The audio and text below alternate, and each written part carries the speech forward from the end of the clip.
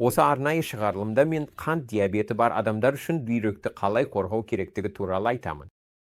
Біріншіден, қандағы қан деңгейіңіз мақсатты шекке болуын қадағалаңыз. Екіншіден, қан қысымыңыздың жақсы бақыланғанына көз жеткізіңіз. Үшіншіден, ағзаңыздың жеткілікті мөлшерде сұйықтықпен қамтамасыз етілгеніне мән беріңіз. Төртіншіден, қажетсіз ауырсынуды басатын дәрілерден аулақ болыңыз. Бесіншіден, дәрігеріңізге қан анализін, мысалы сарысу креатининін және зәрдегі ақуызды үнемі тексертіп тұруыңызға болады.